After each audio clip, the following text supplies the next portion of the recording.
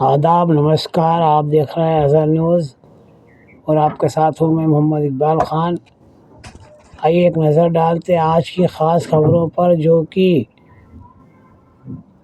ओडिशा और ईरान से जुड़ी हुई हैं। सबसे पहले बात करते हैं हम ओडिशा की, जिसका नाम पहले उड़ीसा था, जिसे बाद में बदलकर ओडिशा कर दिया गया है।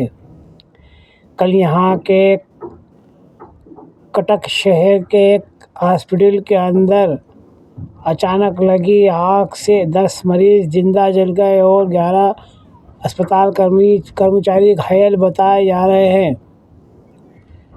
कटक के सरकारी SCB मेडिकल कॉलेज एवं अस्पताल के ICU में सोमवार तड़के करीब 2:30 बजे लगी भीषण आग में 10 मरीजों की मौत हो गई। अस्पताल के 11 कर्मचारी भी झुलसे हैं। 5 घायल गंभीर है। ट्रॉमा केयर ICU और वार्ड में 23 मरीज थे। अस्पताल पहुंचे CM मोहन चरण मांझी ने न्यायिक जांच के आदेश दिए। आग का कारण शॉर्ट सर्किट माना जा रहा है। एक प्रत्यक्षदर्शी ने बताया कि बिजली 2 बार बंद हुई, फिर आग लग गई। ICU में धुआं भर गया और इस हादसे में 10 मरीज जिंदा जल गए और 11 अस्पताल के कर्मचारी भी घायल बताए जा रहे हैं। आग की वजह हो सकता है कि शॉर्ट सर्किट हो। आइए दूसरी खबर हम आपको बताते हैं, जो कि ईरान इजराइल जंग से जुड़ी हुई है, जिसमें कल अमेरिकी राष्ट्रपति डोनाल्ड ट्रंप की बात मानने से कुछ मुल्कों ने इनकार कर दिया। इससे ट्रंप काफ़ी आक्रोशित दिख रहे हैं। क्या है पूरी खबर, आइए आपको हम बताते हैं। मध्य पूर्व में जंग तेज होने के साथ ही सोमवार को दुनिया भर में ऊर्जा संकट का डर बढ़ गया। ईरान द्वारा होर्मुज जलमार्ग से जहाज़ों की आवाजाही बंद करने के बाद कच्चे तेल की कीमतें $100 प्रति बैरल के ऊपर चल रही हैं। 28 फरवरी के बाद से इसका भाव 45% बढ़ चुका है। इससे अब अमेरिका में भी घबरा रहा है। इसीलिए राष्ट्रपति डोनाल्ड ट्रंप ने 7 देशों से होर्मुज में अपने युद्धपोत नेवी शिप तैयार करने की मांग की, लेकिन Japan, Italy, Finland, France, Spain, Australia, Greece, Germany, Britain ने दो टूक मना कर दिया। जापान की PM साने ताकाचाई ने देश की संसद को बताया कि संविधान ऐसे सैन्य मिशन की अनुमति नहीं देता। जर्मन चांसलर मर्ज ने कहा, नाटो रक्षा बंधन है, न कि हस्तक्षेप करने वाला गठबंधन। वहीं भारतीय विदेश मंत्रालय ने कहा कि भारत से इस संबंध में बात नहीं की गई है। अमेरिकी राष्ट्रपति ट्रंप ने क्या कुछ कहा, देखिए, ये भी हम आपको बताते हैं। अमेरिकी राष्ट्रपति ने प्रेस कॉन्फ्रेंस में चीन, जापान से मदद मांगी। उन्होंने कहा, होर्मुज से अमेरिका सिर्फ 1% तेल आयात करता है, जबकि चीन 90% तो जापान 95% तेल आयात करता है। इसलिए वो इसे खुलवाने में हमारी मदद करें। नाटो देशों के मना करने पर ट्रंप ने सीधी धमकी दी कि जो देश आज हमारी मदद नहीं कर रहे, हम उन्हें याद रखेंगे। ये नाटो के भविष्य के लिए बहुत बुरा हो सकता है।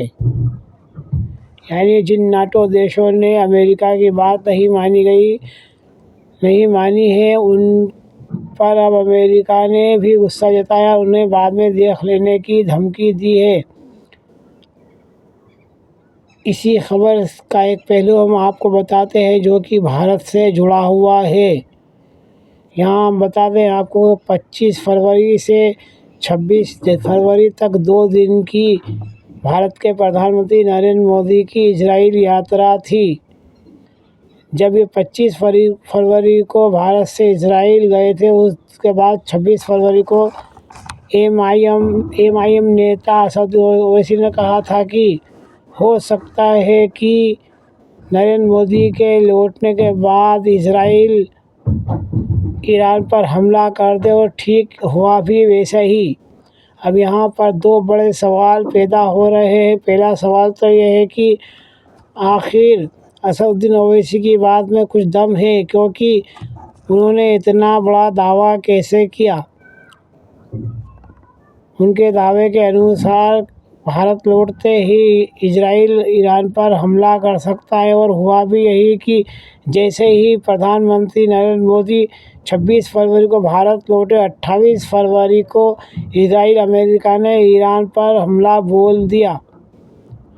दूसरी बात यह है कि इस हमले की जानकारी पहले से ही ओवैसी को कैसे थी? वो कोई भविष्यवाणी करता नहीं है जिन्होंने इस बात की भविष्यवाणी की थी। कहीं ना कहीं इसका मतलब है कि ओवैसी और बीजेपी का कोई गठबंधन है। वैसे भी देश के अंदर कहा जाता है कि बीजेपी की बी टीम MIM है। हमने सोचा आपको इस खबर से रूबरू करा दें, क्योंकि कहीं ना कहीं इनका कोई ना कोई कनेक्शन जरूर जुड़ा हुआ है। एक तरफ भारत के प्रधानमंत्री अचानक ही इजराइल जाते हैं और 2 दिन की अपनी यात्रा पूरी कर जैसे ही वो वापस आते हैं, उसके 2 दिन बाद ही इजराइल अमेरिका ने मिलकर ईरान पर हमला बोल दिया और 17 दिन से लगातार ये जंग जारी है। वहीं इसकी भविष्यवाणी पहले से ही MIM प्रमुख असदुद्दीन ओवैसी ने कैसे कर दी? उन्हें इस बात की जानकारी कैसे थी और उनका ये दावा या भविष्यवाणी सटीक भी बैठी? अगर ये वीडियो पसंद आया हो तो लाइक कीजिए, शेयर कीजिए, सब्सक्राइब कीजिए। फिर ऐसी किसी वीडियो के साथ आपसे रूबरू होऊंगा। आप देख रहे हैं आज़ाद न्यूज़, आपका साथ हूँ मोहम्मद इकबाल खान।